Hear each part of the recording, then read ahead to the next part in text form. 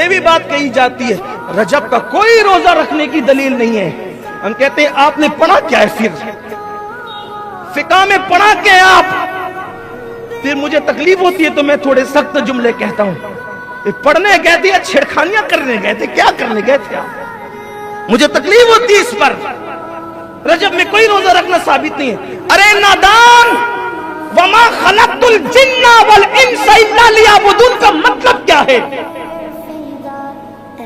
جب کہہ دیا کہ یہ عبادت نفل ہے، نفل، تو نفل کے لیے کسی ثبوت کی ضرورت ہی نہیں ہے، کیونکہ جو نفل ہے وہ عبادت ہے، اور انسان تو پیدا ہی عبادت کے لیے ہوا ہے.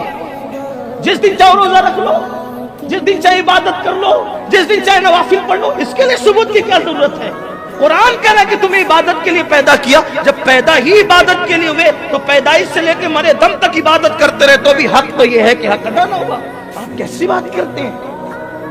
پڑھے لکھے ہو، ذرا اچھے سے رہو، ورنہ پھر ہمیں اپنی پرانی روش پہ آنے پہ مجبور مت کرو.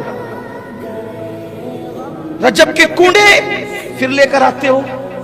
22 کو نہیں کر سکتے، 22 کو نہیں کر سکتے. ٹھیک ہے بھائی، ہم 22 کو کرتے ہیں، تم کب کر سکتے ہو؟ چلو تم کرو. تم کہتے ہو نا 22 کو نہیں کر، تم کرو نا کب کر سکتے ہو. کرنا تو ہے نہیں آپ میں اتنی ہمت تو ہے نہیں. پھر آپ کیوں اس طرح کی بات کرتے ہو؟ یہ ہماری اپنی طبیعت ہے، چاہے 22 کو کرے چاہے کبھی کرے. کہتے نہیں وہ ذرا وہ کرتے ہیں تو ان کے یہاں فاتحہ نہیں ہوتی، ہمارے یہاں فاتحہ ہوتی ہے. ان کے صحابہ کو گالیاں دیا جاتا ہے، ہمارے یہاں فاتحہ میں اہل بیت کے نام کے ساتھ صحابہ کے نام بھی پڑھے جاتے ہیں. اس لیے اس طرح کی بات نہ کرو. جو کرتا ہے کرنے تو کیوں لڑائی جھگڑے کی بات کرو؟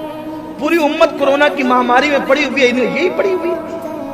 ایک چھوٹا سا لا کر کے کچھ بھی ڈال دیتے ہیں، پوری امت کو لڑا دیتے ہیں. خدا کے لیے سمجھ. اور آپ سے بھی کہتا ہوں، بہت واٹس ایپ کے مفتیوں پہ اعتماد نہ کیا کرو. تھوڑا ذرا اپنے بزرگوں کو بھی دیکھو، تھوڑا سا ذرا مضبوط بنو.